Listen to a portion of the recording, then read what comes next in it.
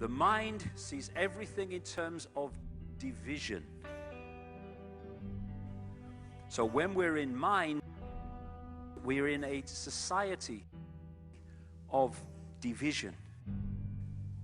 When we are in the now consciousness, that sees everything as one, because that's what consciousness is. The infinite I. So who do we think we are? We think we're humans. We are consciousness. And to perceive reality and live our lives from those two perspectives brings a dramatic difference in the way we see ourselves and life. The quantum world, quantum mechanics, is really the play and display of information, the play and display of potentiality, waves of information, waves of potential electron. And it's important, the word potential. This isn't the world of electrons, it's the world of potential electrons. But when you have to ask the question, waves of what, really? What is the field that is waving? Is it the ocean? No, it's a universal ocean, an ocean of pure potentiality, an ocean of abstract potential existence. We call it the unified field, or superstring field. And that's what we're made of. So, as you said, the tighter physics have tried to grasp onto physical reality, to understand what it's really made of. What are the core building blocks of life, at the basis of it all? Life, the universe, slips through your fingers, and you come up with something that's increasingly abstract to come to the realm of pure abstraction. And that's what the unified field is. It's pure abstract potential, pure abstract being, pure abstract self-aware consciousness, which rises in waves of vibration to give rise to the particles, the people, everything we see in the vast universe.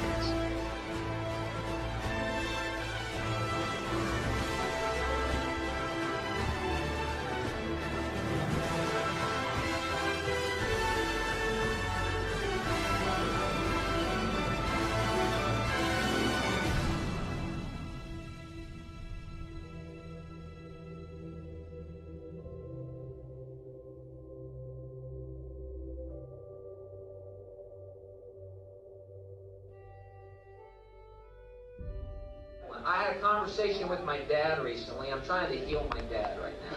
I'm trying to get him to take shrooms with me. I am. You don't know my dad, but you know your dad's. Dad, would you like to go eat these fungi that grow on cow turds with me? What happens when you take them? Well, your mind completely opens up to the true nature of our existence, which is that we are not bodies, that we are pure, loving spirit created by God, that God is love, and there is nothing but love, and love, being all-encompassing, has no opposite. You are completely forgiven on all things. There's nothing you've ever done that has ever swayed God's pure and unconditional love for you, and you realize that eternity and peace and heaven is our inheritance, and all of us are going to make it there. I'm not interested. God is consciousness, and we are all God, trying to realize our full potential. And when I'm talking about love, I'm not talking about I love you, saw you down the disco, darling, not that. I'm talking about a level of love that you really have to experience, because there's no words to describe it. And when I was in that ayahuasca state, the opening line of this female voice was, the only thing you really need to know is infinite love is the only truth, everything else is illusion.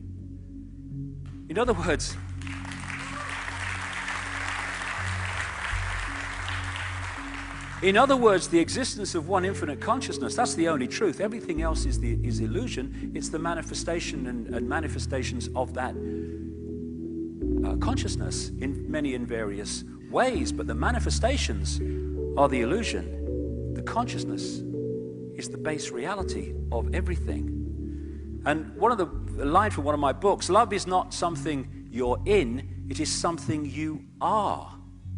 That's the difference. Pope John Paul II said the worst prison would be a closed heart. I must say the irony of someone from the Roman Catholic Church saying that is not lost, but I do take the point. And the heart is the key. The key to opening that auric field so consciousness and mind start to work together. And my God, what a different world we'd live in if we went from that state that we're in now. And so what we're looking at among billions of people are people entrapped in mind. And because of the way the mind perceives reality as everything is apart and not connected, and it sees things in complexity instead of the connection of everything, we are in a situation where we are a manipulator's party trick when we're in that state.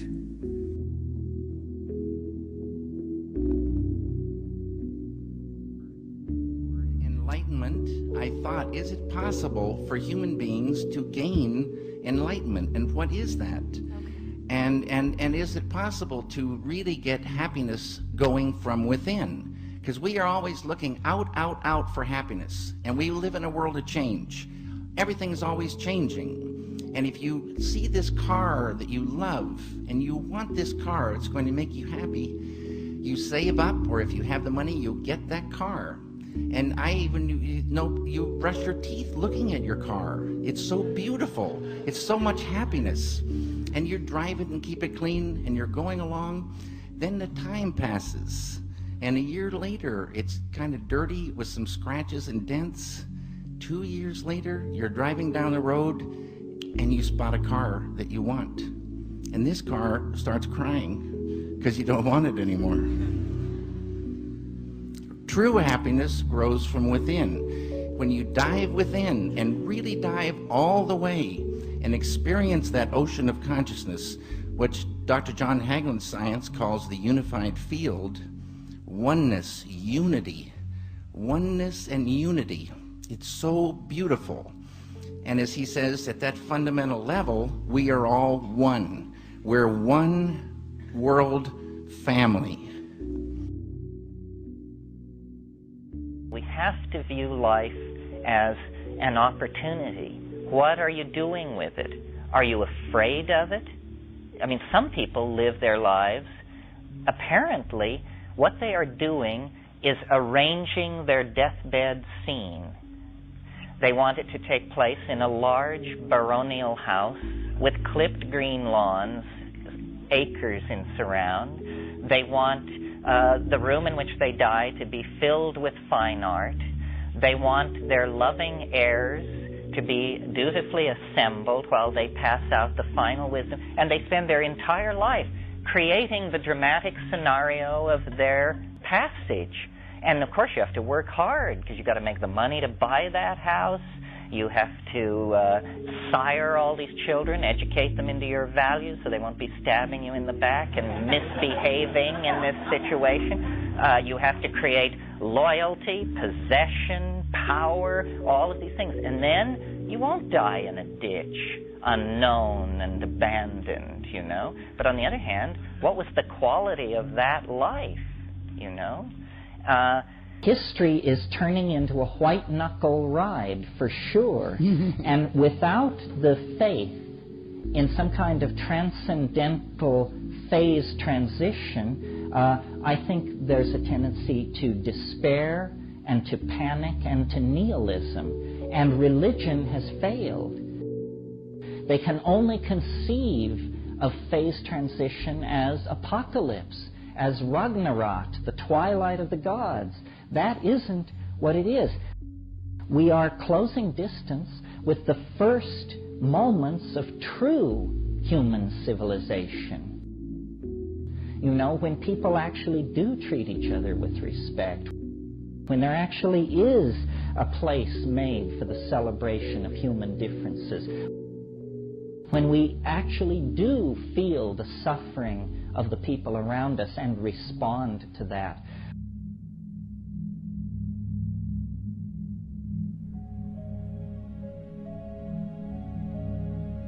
We are the power in everyone. We are the dance of the moon and the sun. We are the hope that will never hide. We are the turning of the tide. If we can turn the tide within ourselves, from freedom or to freedom, from fear, then we turn that tide outwardly in the planet. And all it is, like everything else, is a choice. A choice between fear and love. That's all it is. We can choose to be frightened. We can choose to hate. It's a choice. Or we can choose not to fear, and we can choose to love. But I love you because you exist. I love you whatever. I love you without condition. And if we want to change the world, it has to start with self. Fear, anger, hatred, condemnation, dictating what other people should be, that's the world we got. That's the prison. But paradise is waiting. It's a thought, an attitude away. That's all it is, a choice away. Love. If we love each other and love the world, our lives are fundamentally changed and the world is fundamentally changed. And we are the generations, strange as it may seem when you survey the world today, we are the generations, I passionately believe, who are going to love the world into the paradise it really should be and was always designed to be. Changing the world is not something in the future anymore. Oh, I hope it'll be better for the kids. It's here and now. We're going to see it happen. Another song, the chorus of which I'll finish with. Love can build a bridge between your heart and mine. Love can build a bridge. Don't you think it's time? More and more people across this planet are screaming yes to that question. And we are the generations who are going to love the world to a paradise. Thank you very much.